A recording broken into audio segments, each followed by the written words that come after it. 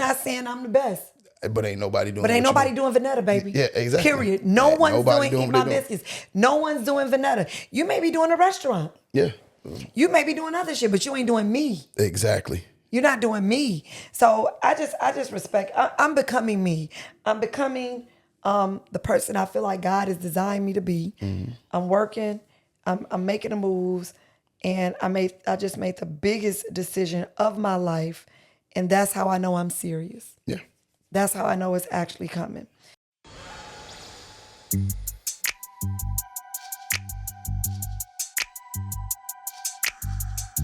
And welcome back to Relationship Status. It's your boy Yusuf in the building, and I'm here with the greatest co-host on earth. Period. V Live. Hello, how are you? Hi. And you know the show, as always, is brought to you by Eat My Biscuits, which is located on 2881 Main Street in East Point, Georgia. So if you're ever in the Atlanta area, we are 6 minutes from the airport. Soon as you land, pop at Eat My Biscuits. Soon as you're taking off, right before you leave, stop at Eat My Biscuits. We'll put your luggage up and we'll get you right for the flight. Full bar and everything. Handcrafted cocktails. Well, I like the cock. You can hold the tail. I'm sorry. I keep saying, Vanetta, be more demure. Vanetta, be more demure. Vanetta, have some decorum. I think that's the new word everybody's using. Is it decorum? Yeah, that's the new decorum, word. Decorum is the word. It's the hot button word right now. Weird is the word. Weird is demure, the word. Decorum. Is you cool? Is you cool? These are the... Goofy is always going to be the word. I'm from Chicago. You're from Chicago. That's forever going to be a fucking word. All right. So before we get to that, okay. Have you? Is there a particular food from Chicago that you can't get here? They make it here, but you can't get it. You can't get it. Every fucking thing. Atlanta food is terrible. Period. Point blank. Let me finish. So then you found something that's close to it, and you go, well, that's close. It ain't okay. No. Well, for me, it's a good old New York style pizza. And who's close to it here? No, it's not here. Where I live at. Oh, in South Carolina. In South Carolina, there's a place called Dano's. Every time I'm in Columbia, I try my damnedest to get there. 'Cause I need a slice of pizza. It's a little piece of home. And then I went home about 2 weeks ago for break. And I was like, my aunt wanted to buy my kids some pizza. They're like, oh, come to the house. Oh, I'll get them some pizza. I said, okay. So we go there. I don't want no pizza because I have Dano's all the time. But I was a little bit hungry. She bought 2 pizzas and I messed around and had a slice. I said, oh yeah. Oh, this ain't, Dano's ain't got nothing on this. I ate about a half a pizza. Damn. By myself. So when I go home, so first of all, Atlanta does not have Vienna beef. So that pisses me off because I love a good hot dog. But it has to be Vienna beef. I will only eat a Vienna beef hot dog. And I fry them at home. A fried hot dog, old school. I fry it with some red onions and some mustard, baby, it's life-changing. So whenever I go home, I get packs, or whenever anyone's coming from Chicago, I get packs. I have them bring me packs of Vienna beef hot dogs that I put in my freezer. So I love a great Vienna beef hot dog. It's like a good glizzy. Good glizzy. But Chicago food, I just miss it, period. Like White Castles. Crystals could never. Ever. Crystals could never fuck with White Castles. Y'all killing me with this bullshit. I stopped at White Castle. Popeyes in Atlanta is terrible. Because my son never had White Castle. Man, I said, that motherfucking White Castle's G. Get you about a 5-pack. Oh my God. It's literally a crave pack. It's a crave. So. Ain't that the same? What Crystals, you crave? Yes. It's a crave pack. You get a box of them bitches like 20 or 30.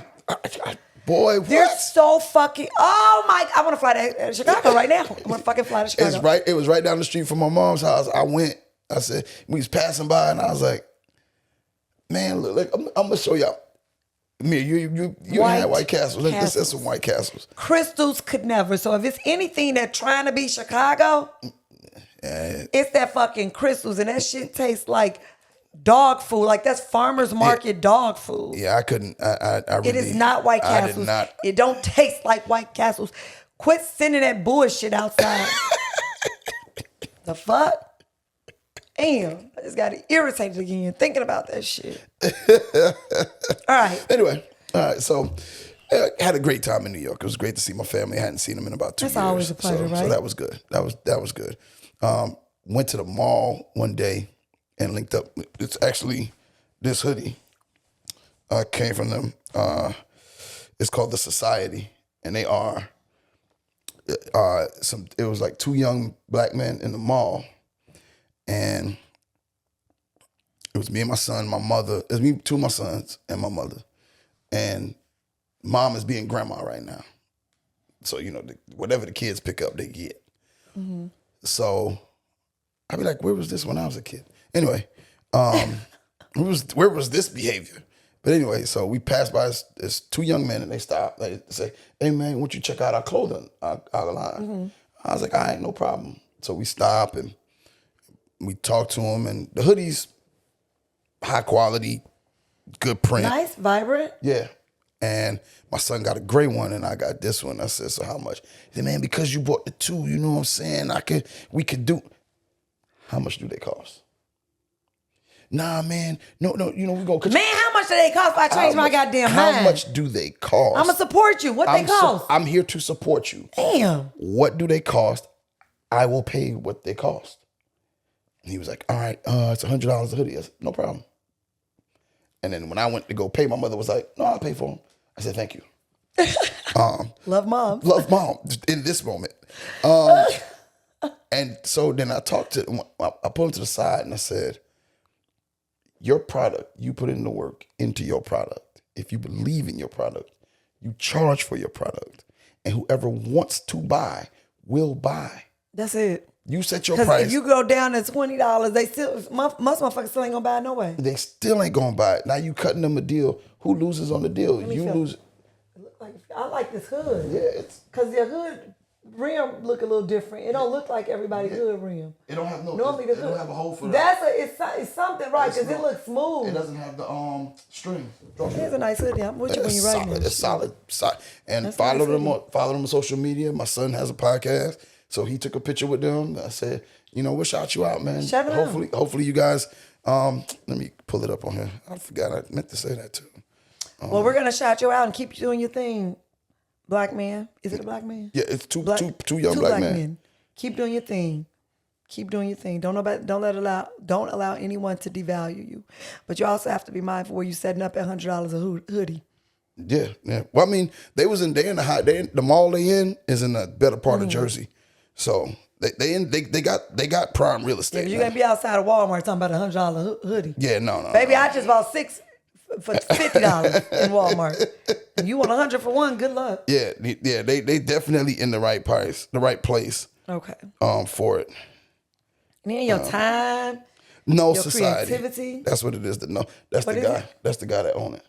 It's the No Society. Little boy, young kid. Yeah. And my son was holding up the hoodie, but the other boy, the young kid, man, it's 2 young kids. But he's. I love that. Exactly. No Society. So make sure you guys follow No Society. NULLSOCIET. No Society. Young black man making hoodies. Yeah. And I'm sure they have other things coming down the pop line. Yeah, so if you can't purchase one right now, money ain't right, whatever, at least follow them on the gram, show your support. Yep. They got t-shirts. They got t-shirts, pants. I'm getting a t-shirt. I ain't in the market for no hoodies. Yeah, they got t-shirts. Like they got this Whitney Houston t-shirt they had there. Oh, I love Whitney Houston. Yeah, it was good. Good young. Oh yeah, that's love. Yeah, so make sure to shout them out, man. If you're in Jersey, I'm about to follow them right now. If you're in Jersey, man, they in the center of the Willowbrook Mall. Man, go ahead, check them out. And their website is itsnosociety.com. Man, go ahead, support young black business, man. These kids was out there grinding. Young entrepreneurs, man.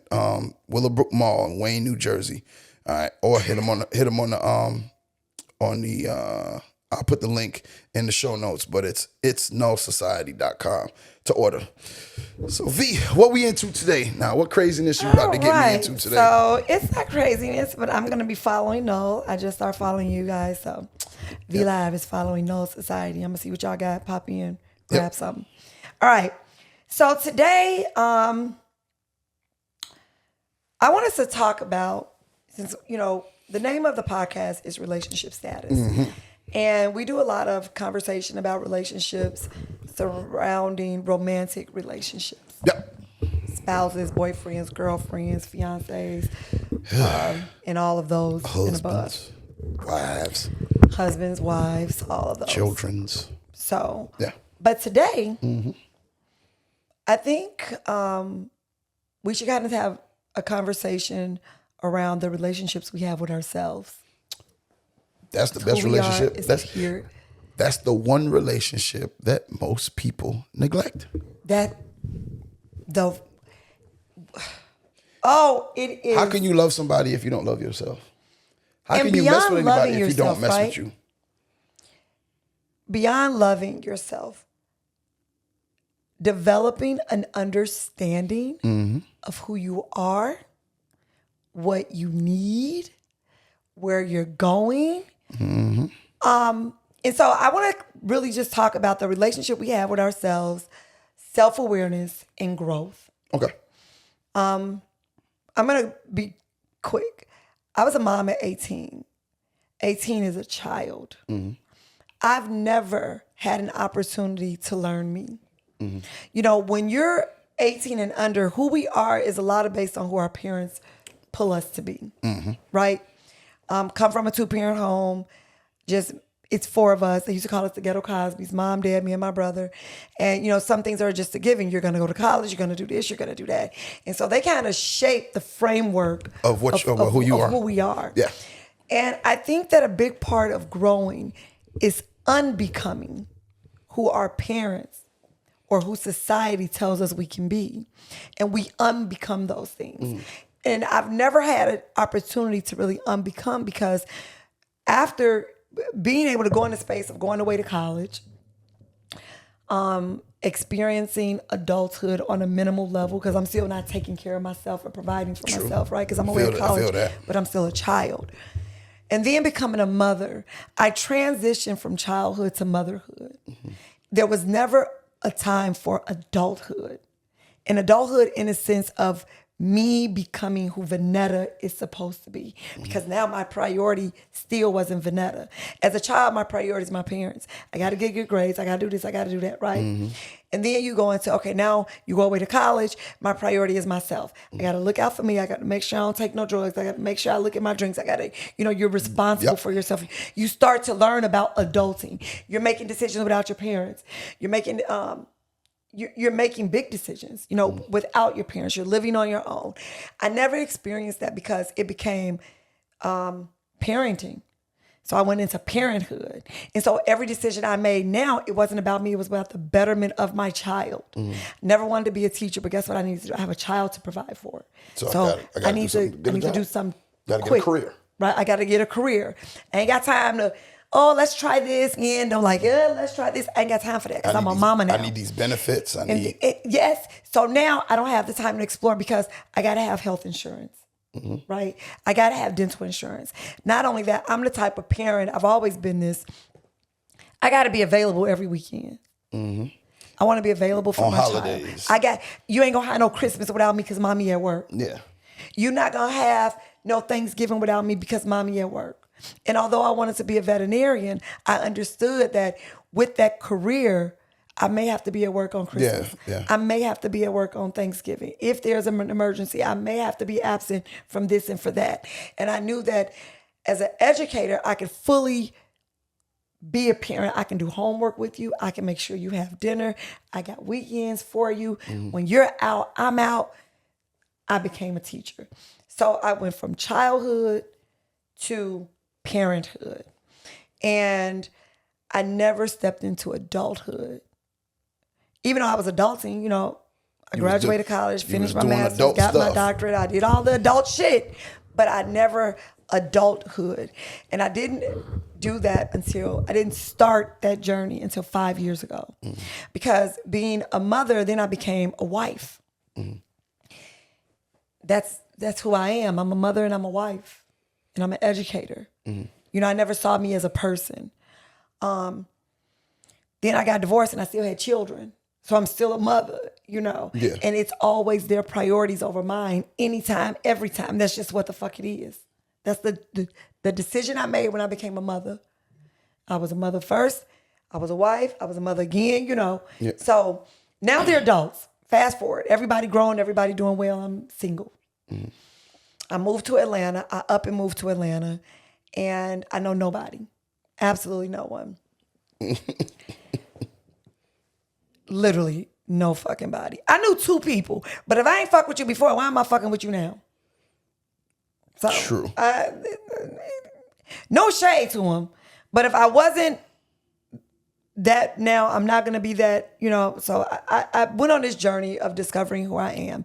And while I'm on this journey discovering who I am, I lost a lot and I gained a lot along the way. And I understood the importance of self-awareness. I understood the importance of growth. And somebody told me, think about growth as this. Look at trees. If you sit back and you look at grass, you look at trees, most of those trees that all stay together are all the same height. They all on the same. Very seldom do you see one taller. But most of the grass all the same. Most of the trees all the same. Yeah. I had to literally uproot myself to a different garden where they stayed here. And that's how I got here. Right? But that growth is hard. That growth is sad. That growth is lonely. Here's the crazy part. The uncomfortability was before the growth. That's how I knew I had to grow. I knew I had to change because I was so fucking uncomfortable. So I got some questions I'm gonna ask, right? It was different for me because I left Jersey and came here. I hadn't been to college. And like you say, our parents shape us. My dad got drafted to Vietnam. So he went there first. And he came back and he did some college, but he came back all messed up. So he couldn't really hack it. But him and my mom met at Brooklyn College in Flatbush, New York, in Brooklyn, New York. And my mom ended up pregnant with me, with my older sister. And so she stopped going to school. So she didn't finish. And then my sister passed, and then I was born. And then my younger brother. So your mother lost a child? Yeah. How she old? was born. She didn't make it to 1, is my understanding. I'm sorry. Nah, it's cool. She deals with it. Every now and then she'll say something, but she's okay. So for me, I didn't see college as a thing that I needed to go do. So, and I didn't really, my grandmother put the emphasis on education for me. So the only reason I graduated was my grandma, because I didn't want her to beat my ass. That was it. Oh, you going to college? Yeah, no, not college. Just high school. You're gonna get out of high school. But after that, it was like, well, so I kind of started off doing little things. I think I worked fast food. I had a job washing dishes at the hospital that my grandmother worked at. I had little jobs here and there. I don't know if you remember, back in the day, people used to pull the carts with all the little stuff in it, and they may go into a barbershop and, hey man, you could buy this, I got that. I was trying to sell that stuff. I worked at Dunkin' Donuts, and I was at a house, and my friend Tara had came home. She had just did her first year in Columbia, and she was like, hey, but I was comfortable. It was cool for me. She was like, you too smart to be doing this, because it was me and 3 of my cousins at a house, and it was the party house. More nothing but we good. Smoking, drinking, and women. That's it. And as long as the checks cleared for the rent, we was good. And And she came in there, she was like, I just see more for you. She was like, I'm not. So I was like, man, Tara, I ain't going to nobody's school. I said, I done got kicked out of one college. I done tried to go to DeVry, I got kicked out of there. How the fuck are you getting kicked out of college? What do you do to get kicked out of college? I'll tell you off air. So this nigga, this man. So anyway, so we go. So I end up, because I was so comfortable, I was like, you know what? I might need to go. So I called my grandmother. I said, what college gonna take me? She said, well, the school I go to, you just fill out the application and show up. Story. Yeah. I think we probably talked about it. Yeah. So me being comfortable, I stepped out. Okay. And when I became uncomfortable, when I got down south, it was like, when I got to South Carolina, it was like such a culture shock, such a change. But I'm 21. Mm-hmm. My mindset is a lot different than these 18, 19-year-olds that I'm in the dorm with. I'm thinking different. I don't trust everybody. Different. I've experienced life. So that uncomfortability got me to take my education serious. I had to get out of what was comfortable. So you gotta be uncomfortable in order to make that first leap. That's what tells you, okay, change is necessary. Mm-hmm. And once you make that change, that's when the work starts. Yep. Right? So then once the work starts, then you kind of get back complacent, you back settled in, you back where you need to be. But then it comes again, right? So we're constantly, as Michelle Obama would say, becoming. Yep. That's what we should be doing, right? But not all adults are constantly becoming. Mm. I often think it is a blessing. And this might sound bad, but it is a blessing to be okay with where you are. Mm-hmm. It is a struggle for women like me who always want more, always looking to grow. I'm never comfortable too long with myself because I'm always wanting to be better, you know. So I'm going to ask some questions, right, about self-awareness.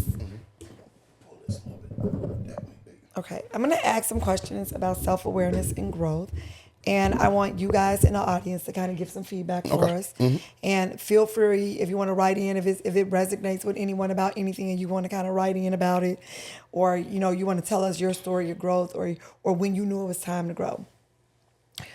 What's something about yourself you had to unlearn in order to grow? Something you had to unlearn in order to grow, in order to get to the next part of you that you were reaching to get to. What did you have to unlearn? I just got this. I had to unlearn the inability to say no. I used to have an inability to say no. If you asked me if it could be done, yes. And I would kill myself. You had to unlearn the inability to say no. So you're unable to say no. Yeah.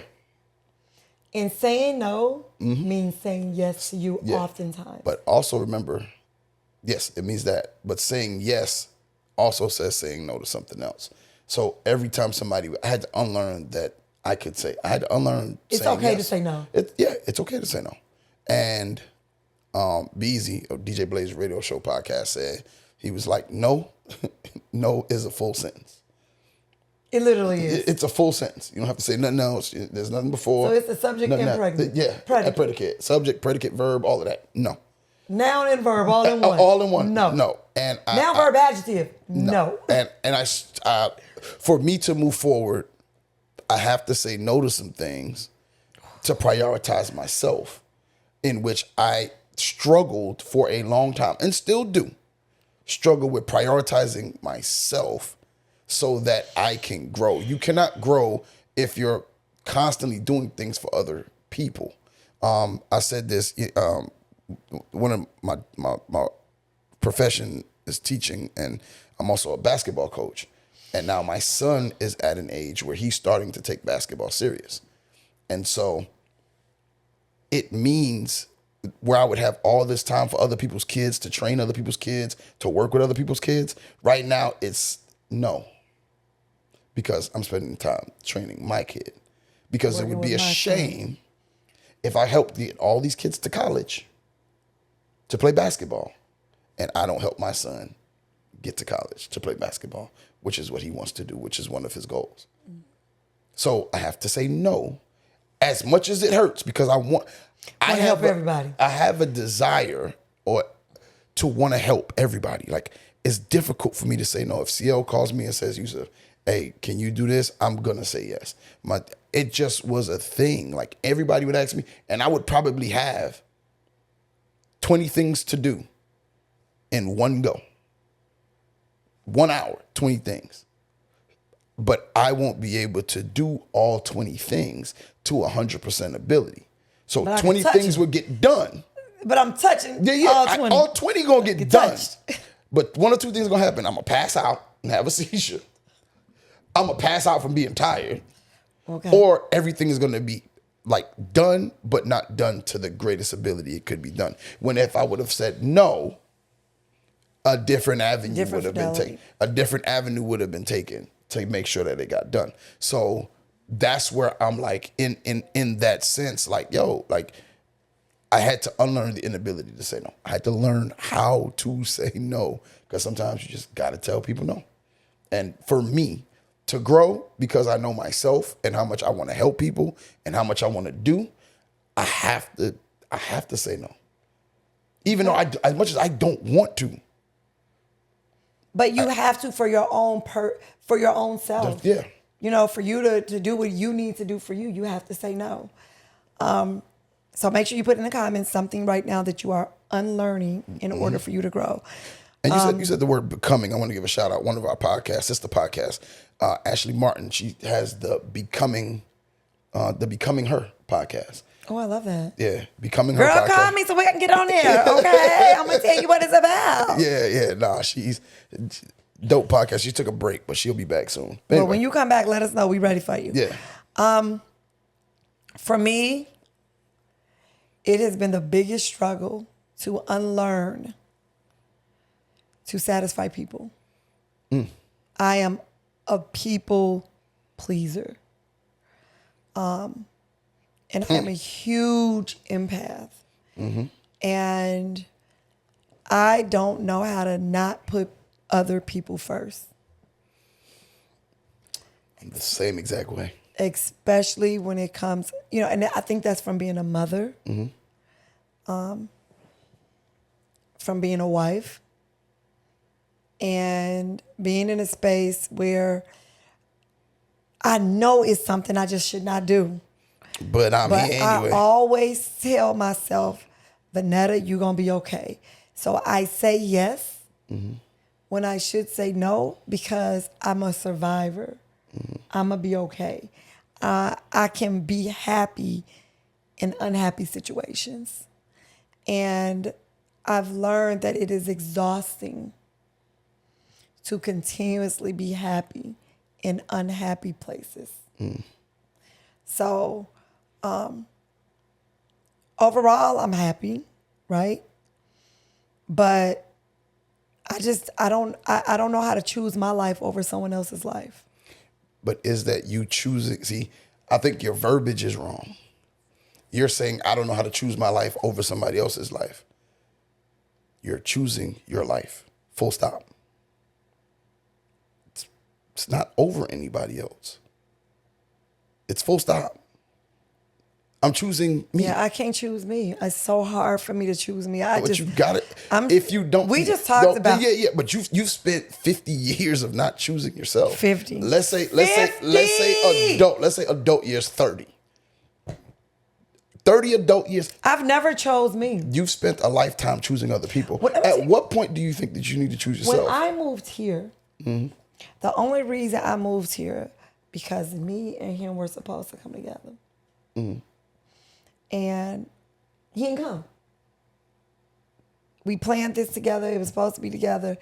And I wrapped my mind around the fact that he wasn't supposed to be here. He was supposed to get me here. I would not have come without him. It has changed my life tremendously. My life is so different.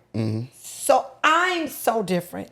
And that is a struggle for me to get everybody from home to understand. I'm not, like, I'm always, here's the thing. I don't need you to change. I need you to grow.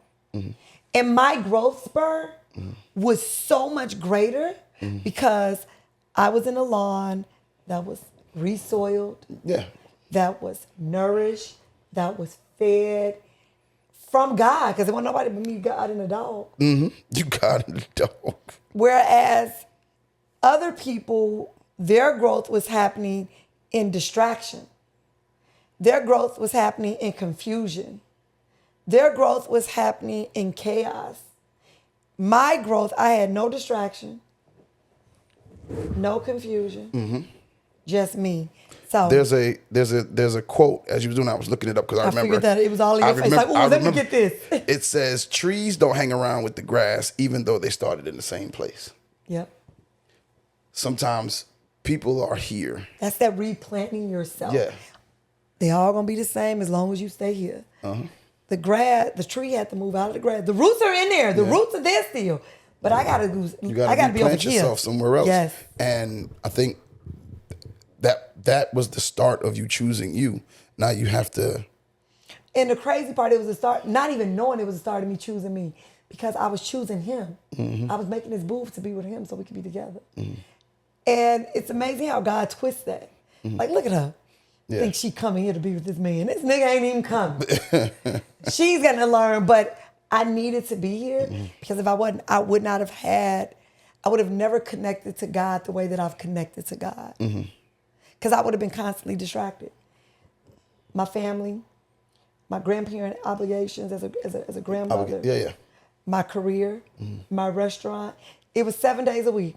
I worked 7 days a week. No, that's a lot, 6. Monday through Friday, I did school. After school, because now my kids were grown. After school, I went to the restaurant. I got out of school at 3:20. Left there, was at the restaurant by 4:20. I stayed there until it closed at 8. Left there at 8, drove about 45 minutes home. I did that every day. It was a cycle. Friday or Saturday, I had one day I had to get my grandkids. So either they're going to come over Friday night or they're going to come over Saturday night. I never had a day alone. Most of the time it was Saturday night because we were closed on Sundays. So Saturday night, my grandkids coming over Friday night, I'm outside with my friends. I literally never had a single fucking moment of me. That's how that was the entire time. Well, that's why I said, like, now. And then I'm choosing it again. That's what's fucked up. No. Don't get me started with you. Okay, we're not going to get started. Don't get me started with you. And we're not. Because okay. How do you handle? I will go in. How? We're not going to. Okay, all right. So what version of yourself are you currently becoming? Who are you becoming? That nigga. No. Period. I'm with you when you're right. I'm with you when you're right. I recently had a situation where I had to choose me, and it was difficult. It was 100% difficult because I, like you, struggle with choosing myself. And the reason being is it's not about people pleasing, but if I consider you a friend, I'm going to ride to the end with you. If I consider you a friend. My problem at times is deciphering, because I have a circle of people, they're my dogs. Then I have another set of people are my friends. I call them my friends. Those people, I love them, I care about them, and I tried to treat, and I was in business with said friend. We began as business. It began with business, and we became friends. Okay. Actually helped me move. And I had to remove him from a position because it was better. It was me choosing me because I needed to make a decision for myself that I felt was right. Now, did it hurt me? It did. because I considered him to be a friend. But then after I, did what I needed to do, he commenced to doing some things that kind of showed his character. So then I thought, to me, that was God revealing to me that I had made Okay. This is God revealing to me that I made the correct decision. You know what I'm saying? It was just validation of that. So I'm now coming into a period. And then, so since that's the first time I've had to do something like that. That's the first time I've had to do it. It's the first time I actually did it. That you did it. Yeah. So now. So that it's been presented before. You just went along with for the sake of that person. Throughout my career. Yep. Throughout my career. Throughout my. I'm gonna be all right. It ain't a big deal for me. Let them have it. Yeah, they can stay on. They can stay. I'm not gonna fire them. They can stay on. They can stay on. It's no problem. And then, so now it's opened up for me that now that I've done it, it's like, all right, now I gotta look at all these other people around me now. So now, all you other motherfuckers on notice. All y'all on notice. If y'all ain't out, it sounds like someone's becoming the fucking boss. What's H-N? Yeah, HNIC. Okay, Joe Clark. Listen, not you, Joe Clark of the sports industry. That's what I'm becoming. I'm becoming Joe Clark. And put your fucking foot down. The thing is, a lot of people take my kindness for weakness. And my amen. And my silence for weakness, because just and because your sincerity. Bingo. I am 100% me all the time. What you see with me is what you get. If I'm with you, I'm with you. And it takes me time to let people in. But if you people talk about me on the internet and all of that, I don't give them the time of day. So my silence, so when you see me, it's like, oh, he a punk, he this, that, and third. He don't ever address nothing. Boy, you ain't on shit. Nah, you ain't doing what that. Jay-Z say, why am I climbing? I ain't climbing down a mountain to fuck with you. Yeah, exactly. You talking from down there, nigga. I'm up here. Jay-Z he had a line, he said, niggas wake up on my dick, eat some breakfast first. Like, you know what I'm saying? Like, you don't have to be, I ain't the center of nobody's world, and I understand that. And so I'm now in this, what I am becoming is if you around me, either you're gonna raise to my standard, or you're gonna get the hell on. Or you're not gonna be on. Or you're gonna get the hell on. You either gonna raise to my standard, or you're gonna get the hell on. Because at the end of the day, there's people that I have to answer to. You know what I'm saying? Yeah. And those people, my boss, and I also got to answer to my kids. Yeah. You know what I'm saying? My behavior, how I act, what I do, it's how I lead. How I lead is how you lead. It's being watched. Without even knowing it. Like, they're watching everything that I'm doing. Charlie is. So at the end of the day, I was talking with my boss, and I was like, man, some people told me about you, said you were shady. He laughed or whatever. And I said, no, it ain't that you shady. I said, if it comes down to the job, if it's going to be your job or this, it's going to be yours. It's going to be theirs. It won't be mine. Yeah, it ain't going to be mine. It's going to be yours. It ain't going to be mine. And so and that's what I think I'm in right now. It's becoming an HNIC. Yeah. It's a hard place to be, right? Because I hate to hurt people. I hate to hurt people that I love. I just hate to hurt people. So it's even more difficult to hurt a friend, to hurt somebody, that you care for, regardless of who the fuck they been. Yep. I can only be me. So even when you've been fucked up to me, all I can do is be me. And all I can do is be me, and being me is unfortunately, it's hard for me to hurt people. Yeah. But even with but it's necessary. And you know what they say? The same way you do one thing is the same thing you do everything. The way you do one thing is the way you do everything. The way you do one thing is the way you do anything. Is that how? I don't feel that's how it goes. Yeah, it's the way you do one thing. Like how you handle your work. No, I get what you're saying, but there's a certain flow to it though. I don't know, all I know is the way you do one thing is how you do everything. That could be it. If you want more to it, we can add more to it. I took you off your path. I took you off your path. We can add more to it. Go ahead. But you was on the road. It's the same thing. Like, for me, I am becoming Vanetta, grown Vanetta. And in becoming Vanetta, I've just had to say no to one of the most difficult decisions in my life. But let me ask you this. Don't you feel lighter? I do. Haven't you rested? I have. But It's not easy. it's been so hard. You be in and out of tears, confusion. Literally today, this morning, I had to go into my prayer room and say, I just need to feel you. God, I just needed to feel you. I just need you to protect me. I need you to protect me. I need you to not allow them to pull me back in with these stories, with this sadness, with this manipulation. Just keep me focused, keep me going. So I am becoming Vanetta. I'm becoming a grown woman Vanetta. I'm becoming not the, hey, bitch, we outside, even though it's crazy because if you look at Instagram, Yeah, that's you. you think I'm a wild motherfucker. And on Instagram, you think that, right? Yeah. Oh, yeah. And I am not that because my mouth is bold. Listen, let me say something to y'all people. She does it so much that when she gets to herself, it's just peace and quiet. But people think I'm wild, but I'm not wild. But I don't think that on social.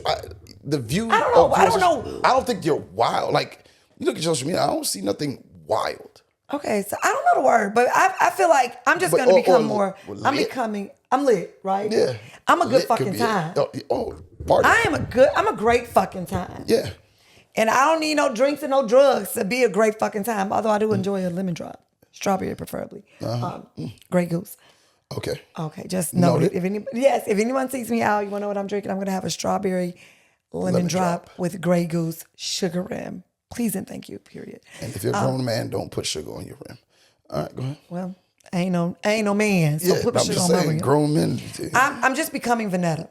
I'm becoming Vanetta outside of a child. I'm becoming Vanetta outside of being a parent. I'm becoming Vanetta outside of being a wife, outside of being a girlfriend. Because when I'm a girlfriend, I'm a wife. I don't know how to be no other way to my man. If you my man, you my man. My Man. So even when I'm your girlfriend, I'm your wife. Yeah. I don't know how people separate the two. And I ain't saying it's a good thing or a bad thing. I'm as your woman, I'm going to do what a wife does. I got it. How you do anything is how you do everything. That's how I would say it. But go ahead. I'm becoming Vanetta. That's it. And I'm reframing and rebranding my image so people can see the full story. Yeah. And not just one-sided. Like, I want people to see me as the entrepreneur, see me as the educator, see me as the mother, see me as the grandmother, see me as the outside, vibrant, But I'm just becoming Vanetta. V Live. And V Live. And I'm doing so by saying my first no. But I'm telling you, because I just experienced this. Watch everything that happens. You might be at work. Hey, you ain't doing your job. You fired. Yes. Same thing, one thing, everything. At work, them motherfuckers is hanging on by a thread. That's what I'm saying. Like, and that bitch is finna be cut. Because saying yes to them is saying no to my business. Exactly. And what's best for business. So I got to think about what's best for Eat My Biscuits, and I got to think about what the fuck is best for Vanetta. Yeah, because and if you got, I said my first no. Here's my thing: if you have to cook the food, right? Why not pay yourself to cook the food and pay rather than pay a cook that's not cooking, or a server that is not serving? I can fuck up my own business. Yeah, that. I can come and eat my biscuits and not get water for nobody my motherfucking self. Because if anybody gonna tear this motherfucker down, it's gonna be me. It ain't gonna be you. Kanye West said it best. I don't need no motherfucking advice when it comes to Donda. That's what he said. I don't need no advice when it comes to Donda. I know what I want for Donda. I know what I want for Eat My Biscuits. I'm saying Donda because I was. Yeah. I got you. He went on to say, but you can help me. Yeah. You can help build infrastructure. You can cut a check. But you cannot advise me on Eat My Biscuits. I know my vision. I literally just had to tell a motherfucker, hey, don't give me no more motherfucking ideas about Eat My Biscuits. I know what I want for Eat My Biscuits. You want to help me? Cut a check, nigga. Give me some bread. Help me pay for $3,000 a month in marketing. Yeah. That's what you do. But I don't need the advice. I need the funding. Mm-hmm. I need the infrastructure. I don't need the advice. Shout out to Kanye West. I fucking love you, man. When he's in his right mind. I'm gonna tell you something. This is completely off topic, but since we don't throw it out there, I think Kanye is always in his right fucking mind. Mm-hmm. I think he's always in his right mind to be able to believe in yourself in the magnitude that man does, to know that God is not just in you, with you, he is you. Mm-hmm. To know that. And I feel, from what I see, I don't know this nigga. Don't get me twisted. Oh, yeah, no, I ain't sat down and had no conversations with him. I don't know him intimately. Mm-hmm. I only know what I see. But the amount of confidence that he has, you know what that takes? Work within self. Yeah. Yeah. The most difficult thing for us to do is to believe in us. Mm-hmm. We'll look at Instagram and believe in 90 more motherfuckers based off our stories, but won't believe. We would look at TV, something where we know ain't real, mm-hmm. and we would believe in that before we believe in us. We believe in fake news on the internet. That's what I'm saying, before we believe in ourselves. That's a fact. So to master. That's a fact. Master your belief in you, I know how hard that is, because owning a business, I don't know where the fuck my money coming from. One month I might make $80,000. The next month I may make 10. Mm-hmm. And I got to bet that shit like this. The faith that you have to have in yourself when you walk in that motherfucker and nobody's in there. You open the doors anyway. And you open the doors anyway, and you go back the next day and you open them again. Yeah. And you're looking at the motherfuckers in there, you got to pay. Because they not going to tell you, you know what, V, I love you. You good people. Yeah. Ain't nobody coming here today. You don't owe me for my 8 hours I work. Yep, you don't owe me for They not going to say that. Yeah, nah. So the respect that I have for a man mm-hmm. who saw a dream, who trained himself to believe in himself, because I know the work it fucking takes. Mm-hmm. We could have it all if we believed in ourselves. That's why, even though I'm on social media, I don't fuck with social media. Mm-hmm. I'm not looking at what other restaurants are doing, because it distracts my belief in me. Yeah. It starts to give me doubt. Kanye West say, I listen to Kanye West. Mm-hmm. But with all of these distractions, we get confused. Am I wrong? And we start to second guess ourselves. I can see that, because I think a lot of times people, I know in my profession, it's easy to look at the accomplishments of other coaches and be like, damn, I ain't did that. But guess what you ain't seeing? You ain't seeing how his planning went. Yeah. You ain't seeing how he's prayed. You ain't seeing what he's asked God for. You ain't seeing his belief in himself to believe in his team. I'm gonna tell you something. A friend of mine that died, he was a DJ. DJ Blaze. Shouts out to DJ Blaze. We was riding from Florence to Columbia one day. It was a party the night before, and we was riding to Columbia because his family owned a restaurant, mm-hmm. a Caribbean restaurant. Family's from Jamaica, so they owned a Caribbean restaurant and grocery store in Columbia. So, he had a drop on his board that it goes, "I'm the best DJ ever. I'm the best DJ ever." Kept reminding himself. And then, so he said, "Man, Yosh, man, you know why I say that?" I said, "Because you the best DJ, bro. Like I believe." He said, "Nah." He said, "Because no other DJ is doing, no, not I'm the best DJ ever." He would say, "I have no competition." That was the saying. "I have no competition. I have no competition." And he was like, I said, he said, "Yeah." I said, "No, you're the best DJ. That's why you ain't got no competition." He says, "No, I have no competition because no other DJ is the salesman, one of the sales reps for iHeartRadio.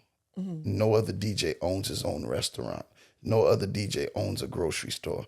No other DJ has part ownership in the club. He saw his accolades and he reminded himself He's of who the fuck he is. Yeah, he's like, I have no competition. That's why I say it. I'm not saying I'm the best DJ. I'm just saying ain't none of them doing what I'm doing. I'm not saying I'm the best. But ain't nobody doing. But ain't nobody doing Vanetta, baby. Yeah, exactly. Period. No one's doing Eat My doing. Biscuits. No one's doing Vanetta. You may be doing a restaurant. Yeah. You may be doing other shit, but you ain't doing me. Exactly. You're not doing me. So I just respect. I'm becoming me. I'm becoming the person I feel like God has designed me to be. Mm-hmm. I'm working. I'm making the moves, and I just made the biggest decision of my life, and that's how I know I'm serious. Yeah. That's how I know it's actually coming. So I want you guys in the audience, those of you that are listening, I say audience like somebody sitting in front of us. Well, no. But our audience that's listening. People listening. I want you to think about, A, who you want to become. Because first you got to decide that. Who do you want to be? Once you discover who you want to be, how you going to be that? Mm-hmm. Who are you ready to become? And create that platform for yourself, whatever that looks like, of becoming. Mm-hmm. And be prepared to put the work in to do it. Put the work in, because I'm just becoming Vanetta. Mm. I'm trying. Did you want to? What I learned today. Before this is such a good one. Go ahead. We good. Do you love yourself as we're becoming? Okay. Mm-hmm. Go ahead. This I wanted to end with this. I'm sorry, I forgot. Yeah. I wanted to end with this. And I can't answer the question, honestly, because I think my answer is no. But I want to be there. As you are becoming your next version of you, which is why I have a snake tattooed on me, just constantly shedding skin and growing and changing.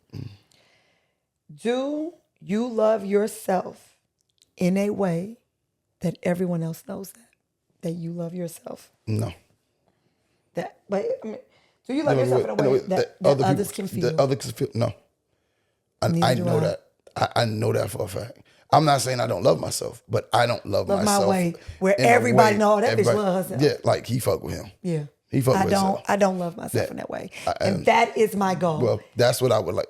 In agreement there. I want to love myself in a way that a nigga know, don't play with me. Mm-hmm. You can't play with her. Yeah.